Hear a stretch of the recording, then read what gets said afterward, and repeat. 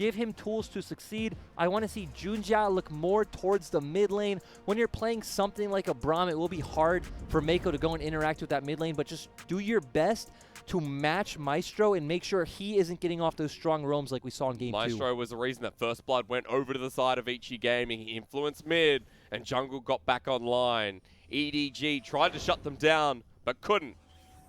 And now it comes to a Game 3. Everything on the line. EDG a 3-3, Vici 2-5. And for a team that is handled by Coma, coming away from SKT for the first time in many years, Vici had high expectations, and they're not hitting them yet. Yeah, I'm just mentioning Coma. We have big-name coaches on both sides of the rift here. We have Clear Love and Heart coming out from EDG, and Coma and Pumandu on the side of Vici. Which is, like, we don't always get great coach matchups here in the LPL. It's hard to define a great coach matchup, though, right? Because we can use results and, like, name value, which is what we're using here, but really from the outside, can we ever know what a coach really does? I mean, you tell me. You're a coach. Well, Lyric is a caster. Ah, that's right. Gray is the coach. Your alter ego, right? I don't know that guy. You don't know that guy? Well, come on, don't leave me hanging, because I need some knowledge here. I need to be involved in what's about to happen here. You don't need knowledge. We know what both of these teams are going to look for this game. I know. Both teams know. You know. The viewers know. Yeah, pretty straightforward. But I am excited to see the 2v2 and a bit more priority here towards mid, even if there was before. We are having a quick look at the Conqueror here, but the secondary here in the Taste of Blood, the Ravenous Hunter, a lot more healing available on the Sylas. The thing I like about this game in specific is this mid lane matchup. Sylas and I really are very similar champions in the sense that they need to constantly get these aggressive trades and have jungle around to win their matchup. And whoever comes out on top, it will really be down to skill. Can Irelia hit that flawless duet? Can Sylas get his full combo off onto the Irelia? Things like this. We're really going to see who is better, Forge or Scout. Oh, I like the matchup already. We're seeing a bit of brutalizing in the top lane here from Aldi. Just note, though, Scout has taken the exhaust into this matchup again, so a bit more lane presence, and Forge has the teleport. They're not matching each other. Scout having that exhaust a bit better for the lane and for these skirmishes, but Forge will always be able to react around the map better, which is always shown to be more useful in competitive play. Keep track of the junglers, though. We're looking towards the top side. Junjia is there. Cleared out the bottom side of his map. Now heads towards top. Predator on the Gragas as well.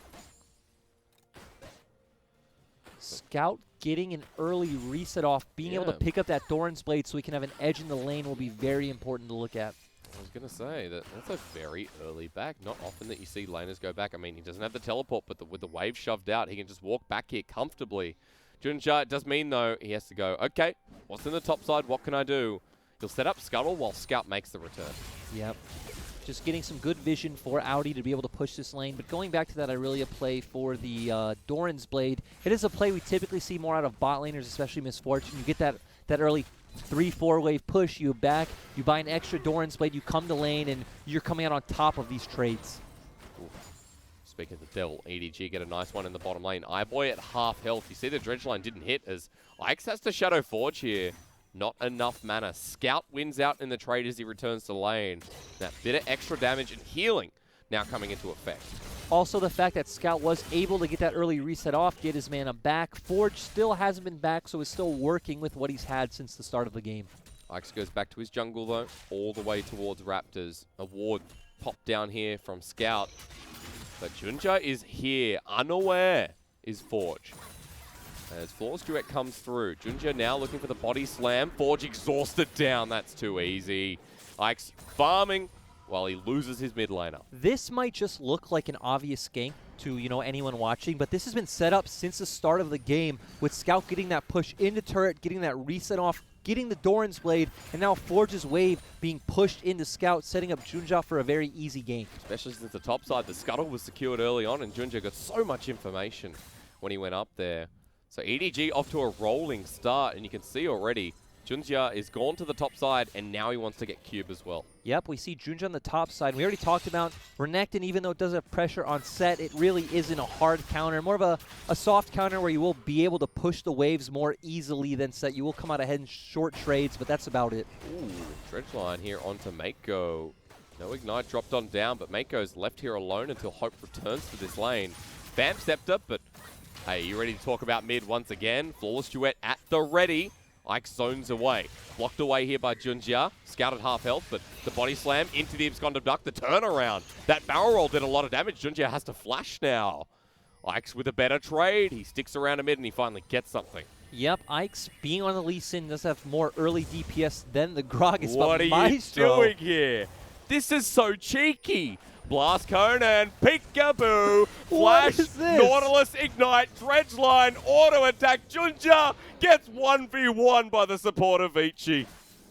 You know, when we came into this split after week 1, we were talking about our tier list for players. I had Maestro in my top 3 because he does things like this. Maestro is constantly looking for these roams and uses pressure so well. I don't know if that should work like that, but it was amazing to see. But it did. That's all that matters. It did. The first kill for Vici through a support roam. A solo kill from Maestro. Now, he doesn't have Flash or Ignite anymore, but who cares?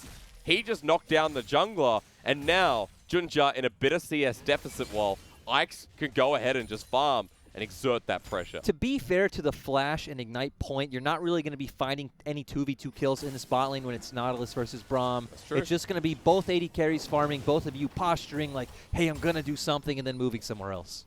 He's always got Dredge Line. A Nautilus always got Dredge Line. Now, what does he pick up first back? Sunfire Cape?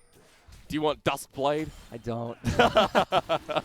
Dude, he's an Hey, assassin Blade of the Nautilus now. Rune King, you know, he's a melee champion, yeah. 12%. Dude, that extra 40 damage. Think about how quick he autos already. Oh, Mercury Treads, that's boring. That's all right, though. Hey, that's an early first buy. Very early first buy. Now, despite that, Junjia does get back out on the map and picks up the Infernal Dragon. And a couple of deep wards put down as well here by Mako, who's like, now I'm roaming. Look at me. Mako is roaming on a Braum, though. Not as much threat as a roaming Nautilus, but he is just there to make sure that Scout can push out this wave safely and get this reset. Wouldn't have been too scary anyway if you look at all of EDG's vision on the bottom side of the map. You can see Scout in the mid lane has a bit of CS lead as well. He's not backing, though. Mako roams, and you can see that Forge thinks maybe Scout's gone back. We've seen some really beautiful coordinated play coming out from EDG this game around the mid lane. Sure, Junjia falling. Ooh. Yeah, okay, Chains Corruption. Hope is looking for the 1v1 here. Mako now makes it 2v1 as Maestro finally joins the play. Tries to get onto Hope. The damage doesn't finish off iBoy. And Flash kept as well. Both summoners backing away, but Hope and Mako now have the shove and an open lane. iBoy just walking a bit too far forward. Once Hope does have that Chains of Corruption, you obviously can't do that. Hope coming out once again in this laning phase just like he did last game. But meanwhile on the top side, this is Vici's response. The slice and dice through the red buff as it resets. Junjia going to be backing away while Ike's is looking for the play. But the fact that it resets, does it mean a thing? Nope. Looks like Vici are using that pressure we talked about that Renekton will have. Oh, Vanguard's Edge, though, onto 3 people. Another Vanguard's Edge available here for the Silences to choose on the back end of Scout. But there we go. 3-man in the set. The Haymaker to help finish it off. And Forge flashes over, but Audi matches it too. Knuckles him down for his double kill. That was so beautiful coming out from Audi. Vici were the ones using their pressure aggressively, trying to steal that red buff. EDG Knight, we already talked about it. Seb will always be able to answer despite pushing in, and just great ultimate coming out, securing 2 more kills for the side of EDG. And now in this lane that you said, okay, well, Renekton does have a tiny bit of an advantage. The ability for Set to outplay, though. The ability for Set now with 2 kills worth of gold to make something happen. This is the problem with Set in general. It's when you think to top lane and you think to champions that do counter him, it's that Set has a fine time against almost all of them. The Kennen, the Renekton, anything like this, Set is fine to just farm. And again, he has a much higher impact in these skirmishes. Are you ready to have a look back at this one? Because that's a 3-man Vanguard Edge to start it off. 3-man Vanguard's Edge, but Junjia is not around. He can't follow that in. Scout has to back off early, and then Cube walking too far forward, giving Audi a very easy target to ult, and then coming out with 2 kills. Now, I don't want to be the bearer of bad news, but Junjia did ult and Cube got away. Cube got away, but you got 2 kills. Yeah. Is that bad? Well, no, Junja's ult again, you know, from what we saw in last game. Junja's ult, yeah. I know, I'm being a bit cruel. Oh, I'm just saying once again. But the point is that EDG, 1,000 gold up here in this early game. An early game that was built off of mid lane and now extends through the topside jungle. We see a bit of a replay here. What happened? Chains of Corruption and nothing. Okay. Not nothing. Hope showing us he's very on point with these skill shots, and he's someone EDG can rely on. So he's showing he's the boss, right? Yeah, we need to balance out your negative with my positivity. Hey, nice job, Hope. I've been positive all series long. You're the negative one. You don't like certain builds, and that's about it. That's all I can think of. We've been super positive, haven't we? We have. We are both believers in Chinese League of Legends. Hey, we are. And next series, I believe that E-Stars and IG will be only the cleanest of plays. But no matter what, it will be the best series. I think it'll be a very slow and drawn-out series. Maybe 2 kills by the 60-minute mark. That's IG. Yeah, they play games super late. Like 45, 50-minute games from Invictus Gaming. And the Shy has never died in the top lane. Save his life. Absolutely not. We do see the builds coming out, but ignore the builds, just throwing out that bullet time for no reason. Hope doesn't have the ultimate. Maybe iBoy wanted to clear the way, but Junja's coming in. Predator to zone them off. Scout's here as well. And how do you get out of this one? Explosive cast, the ultimate layered on top. This time, it's a really nice ultimate from Junja. iBoy gets stunned down with a flawless duet, but in comes the Rift Herald on the back end of that play. While they find the engage, Mako jumps back. The heal saves his life, and the Chains of Corruption does as well. As Junja with the body slam redirect. iBoy is outie, and outie is innie. Oh my. EDG showing up big on this team fight. Sorry to iBoy, he didn't use that ult for no reason. They did have vision on EDG posturing for the dive, so he was trying to clear out that wave so it couldn't happen. We even saw Cube TP in first, but iBoy had already been zoned out from the fight, didn't have any mana, couldn't walk up, and it was very easy for EDG just to focus down Cube and Forge. And an early game now that is unlike no other. EDG are really meddling in the affairs of Vici. Yep, and we already see EDG have a numbers advantage, take down Maestro very easily. We already said iBoy has no mana, very dangerous for him to follow up with Junja still around on the side, so EDG just able to focus down, and beautiful body slam coming out from Junja. Man, we were, you know, being a little bit mean before, especially me, but the flash body slam there was in the perfect spot. Ike's trying to get the dragon off the back of the plane. He will. But EDG force him away, and that's all. 3K gold lead now after the fight. An Ocean Rift that spawns for a team with a Varus and Aurelia a set. EDG have the cards so much earlier this game, and now it's even harder for Vici to play the style we talked about setting up in Champ Select. Yep, much harder for Vici to play this style, which, again, all 3 games we saw the teams draft similar compositions that really want to play around the mid-jungle and then turn that into skirmishing and team fight opportunities. Vici were able to pick up the dragon, which is something we usually see. When you are the one who loses a team fight, you'll typically get on the map first because you died. The enemy team still has to reset if they're low. So at least Ike's getting something out of that exchange. But Vici are not in a good place. They're really not. And now in the bottom lane, they're getting dove again. I mean, look, Predator in. Junja's like, hello! iBoy, explosive cask is there. The barrel gets the slow, but iBoy cleanses away. And now for EDG, they get this turret. Junja is active towards this bottom lane.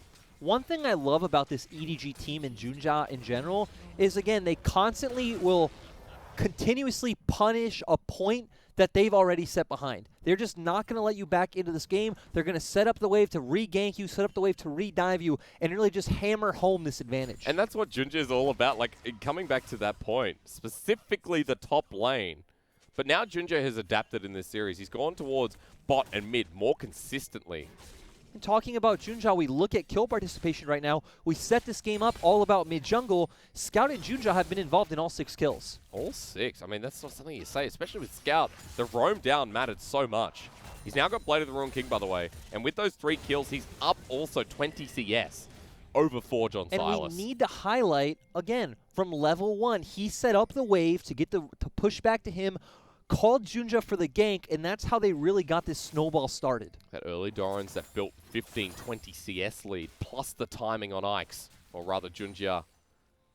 And giving first blood to Scout, we've seen what this nets on EDG. Like, this team has been about Scout for a long time. Mako the facilitator, Scout the carry. Top tier mid laner in the LPL that's been on this EDG roster for as long as I can remember, before I even started watching the LPL itself. Yeah, Scout. There's a reason we don't talk about it much. It's just because everyone knows how good he is. He's very reliable. He's not someone you really need to try and make an argument for because he shows up every game. He makes an argument for himself. Remember that it was iBoy who joined this team latest. And then, I guess, Hope, technically. As iBoy vs. Hope has been the narrative. But this time around, maybe we'll pause on that. Ike's is in a very, very bad place. Good kick. But how do you get out of this one? You don't. Hope with his first kill of the game. 7-1. I'm sure the chat will be happy with that. Yeah, and this is why we typically see Ike's tend more towards those Jarvan, Sejuani, the Gragas, these kind of bulkier champions that do have an easier way of getting out of sticky situations. He has tended to go away from the likes of a Lee Sin because he can put himself in bad situations that we see how it ended up. Yeah, we really did. Look at the jungle difference, 20 CS there for Ike's, but 0-2 now. And Junjia has had a stellar game.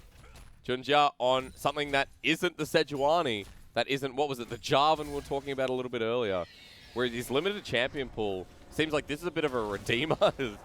Thumbs up.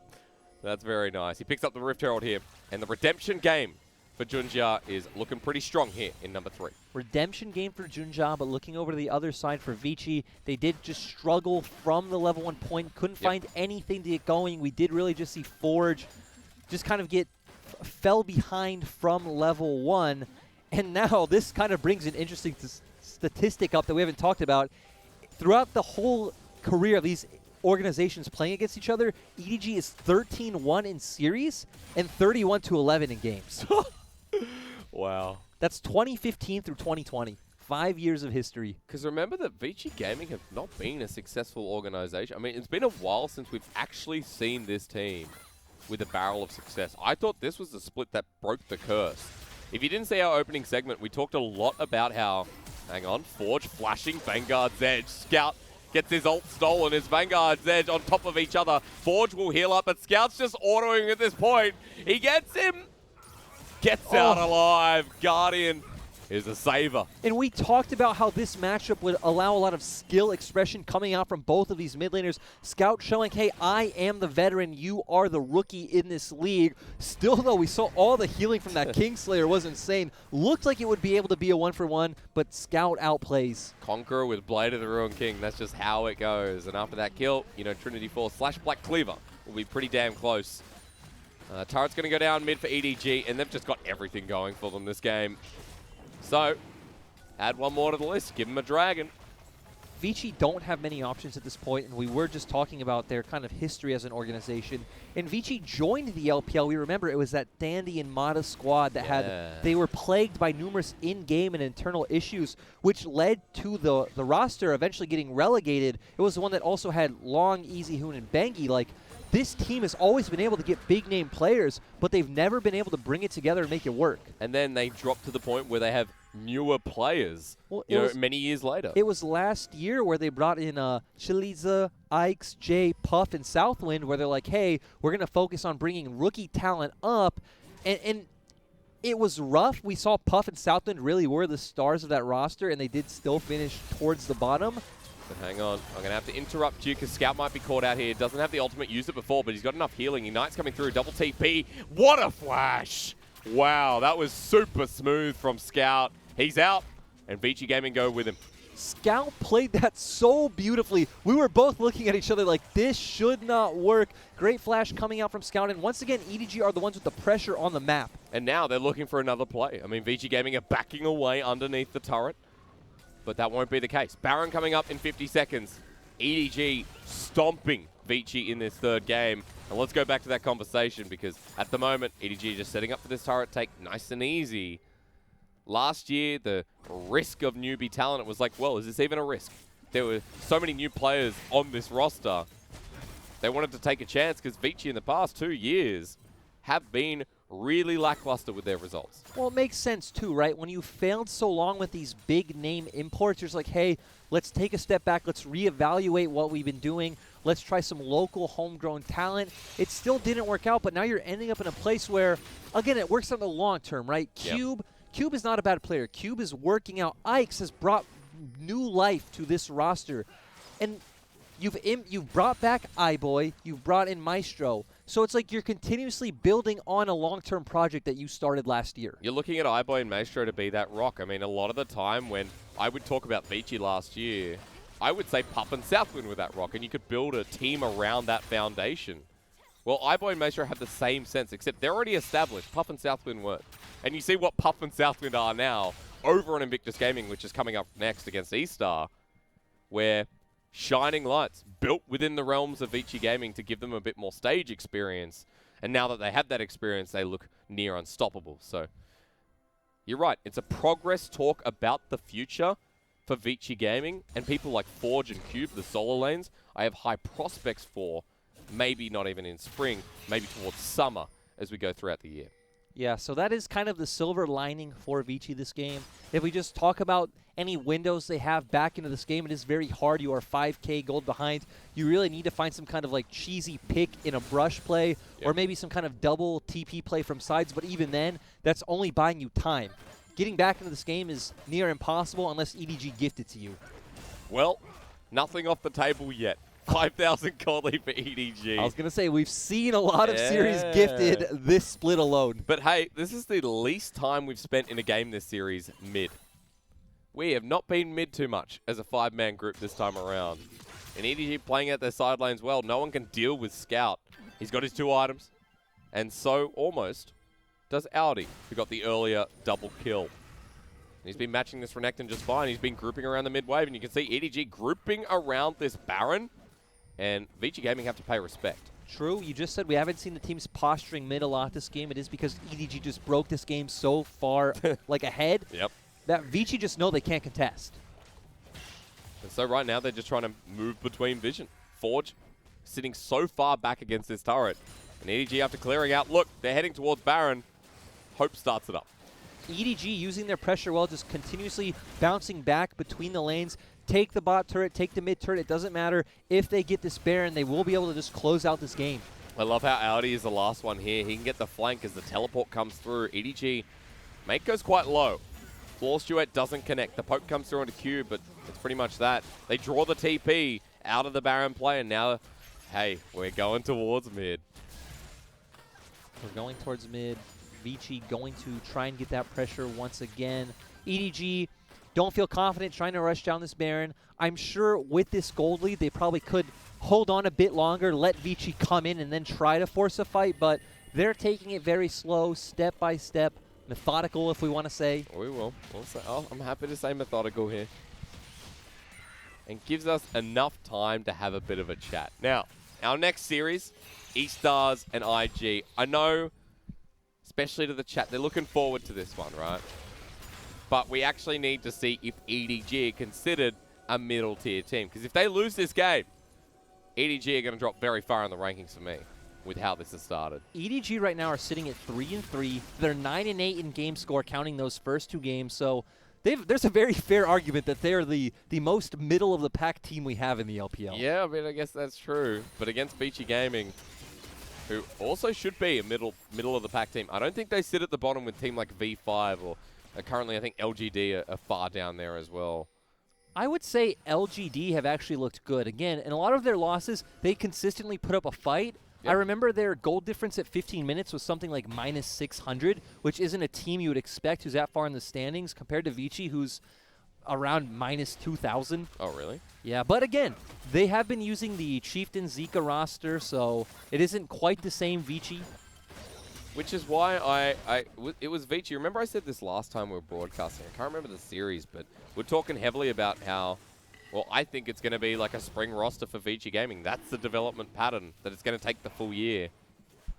We are getting back into the game because Ocean Dragon started. Vici want to contest this. Maestro goes in for the hook. Chains Corruption there. Look, Ike's gets onto the back line in hope, but Mate goes helping him out, and Ike's can't get the job done. Forge here as well, but the stopwatch is pressed, and Audi's already taken the kill in the front.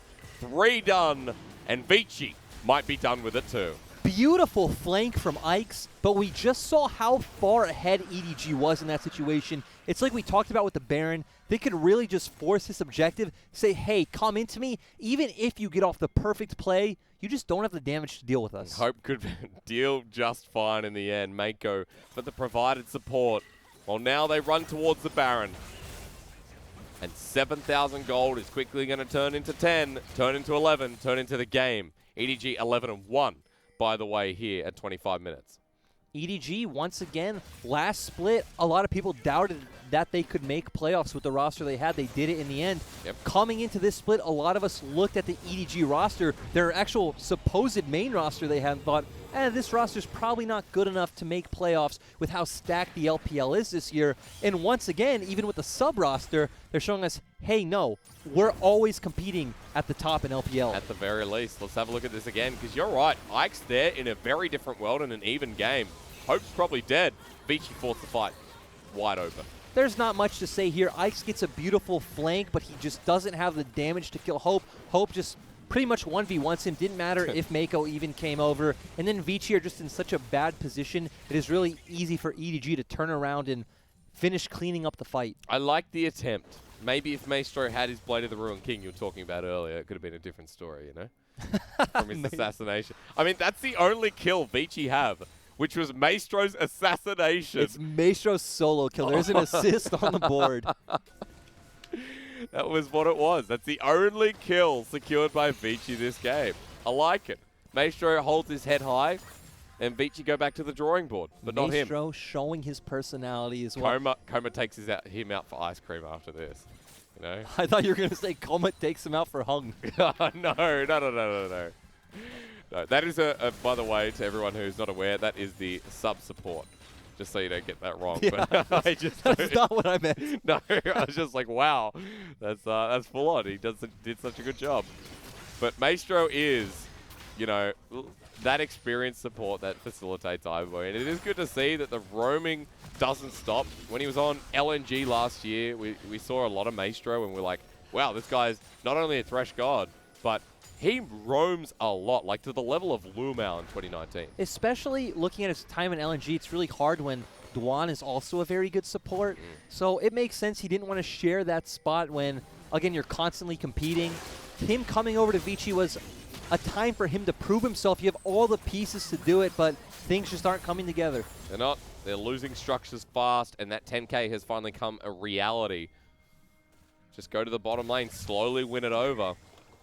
And yeah, we're forced to watch this abuse firsthand against Vici. Maestro is, you know, probably upset. And nope, Scout is upset. Look at the chain of command. Scout starts it, EDG end it, and as he walks into the backline, look, he might even die here. Do you think he cares? Of course not. And nor does he die. Triple kill, EDG. It's time to end this one. EDG putting another win on the board, winning 3 out of their 4 last series in a pretty convincing fashion. Convincing's a great word for it, because against Vici, this third game was more than convincing for me. With the sub-jungle and top lane, they're doing pretty damn well. They take apart Vici Gaming. The series ends with Vici more than an attempt, but not good enough when you're going up against EDG in rising form. I really like that angry kitty emoji. I don't know who it came out from in the end, but good, nice style points on the win. Yeah, nice and worthwhile. All right, well, EDG, you can see that one coming from a mile away, but we can talk a little bit about how it started. Started with Junjia and Scout in the mid lane, and some really good control of the mid in the first 5-10 minutes. Yeah, started with some good wave manipulation and matchup knowledge coming out from Scout to set up that gank, which just gave them a lot of pressure around the mid 2v2 and allowed them to just bring that pressure around the map and start snowballing from skirmishes. And we saw, like, even though Maestro got that one and only kill, apparently, I'm not sure if they got another one in the end there. EDG continued that forward. And Audi to be commended there in that one fight we saw on the top side. That was a really good turnaround. I think I'm impressed that EDG in such a short amount of time have come together with a subpar roster, as it was being called. It really makes me wonder that when JJ is back, is he going to just be the full-on starter, or does Junjia have a chance to keep his position? Because this is like a funny turn of events, right place at the right time. Junjia gets to play when in a real world, he'd probably never be on the Rift. He never even played in LMS or anything. He was literally an ECS player, LMS 2nd Division, he's literally 3rd in the chain of command for junglers, JJ, Shinny, then Junjia, and just kind of by poor chance, gets the spot. He gets 2 thumbs up at the very least. Some pretty good gameplay out of him. Scout facilitated. Audi had his own time in the sun in the set lane as well. And like Hope and Mako as a duo lane, I think they're really rising to become super consistent, but also just a really good lane in general. I want to say we've criticized Mako's play a lot this split, and I think fan sentiment is the same. That Mako's individual play just isn't what it used to be, but you look at this lineup from EDG, and it should not be competing at the level it is. I'm sure he takes a lot of credit for that as a veteran voice in the team. Of course he would, and Hope coming in is a fresh voice in the team. Remember, he replaced iBoy. iBoy was the standalone AD carry who no one else, you'd see Hope like 1 or 2 series in a split, and that would be it. It was all about iBoy, and now it is all about Hope. And they do have Hope. And EDG now 4-3. Spring split's not done.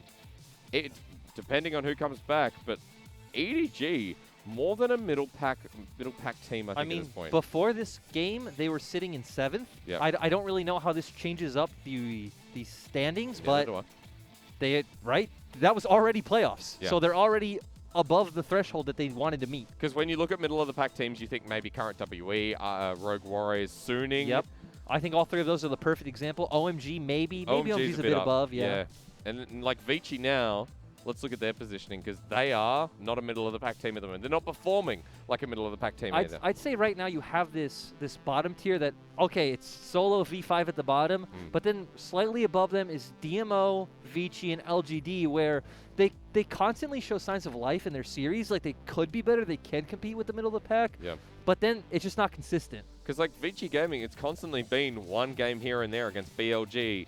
They won against DMO, but then it's like JDG, top esports. Oh, sign of life? No, it's just a single game. Here against EDG as well, they had a good game, and I think a better series overall. But it's not enough when you consider that you only verse everyone once, and you've got 8 series already out of your way, and you've got 17 teams in the LPL. Yeah, we're already almost at the halfway point. But jumping back over to praising EDG, I especially want to put the highlight on Scout, because Scout has a lot to bear on his shoulders with this roster, where he really is the only big name that people would expect. And he showed up big that last game. Kind of jumping to what you did game 2, he's definitely going to be the MVP of this game. Facilitated almost everything in that game. We even saw the nice solo kill come out in the bot lane. Yeah, well, there's no Aphelios, so you know what that means. It's open to anyone, right? Because the rule is an LPL, when Aphelios is in a game, you got to give him MVP. That's the way it's gone. Hey, that's how his kit works. It's like his passive, pretty much. An MVP. You secure it whenever you're on a pro stage. Junjia could also get MVP this game. Just saying, there was some good play. More consistency coming through. The double flash body slam in the bottom lane. It was really nice to watch. Junjia played well this game. I just feel like we look at their game 1 win, that was set up by Junjia. Yeah. This game was really set up by Scout with Junjia as the supporting role. I love that he went into a Silas lane, and every single time his ultimate always felt more impactful. Forge, that game, we didn't get a good look at his Silas. And I think game 2 was an example of how Forge can play, and when he's on Kiana, what he looks like.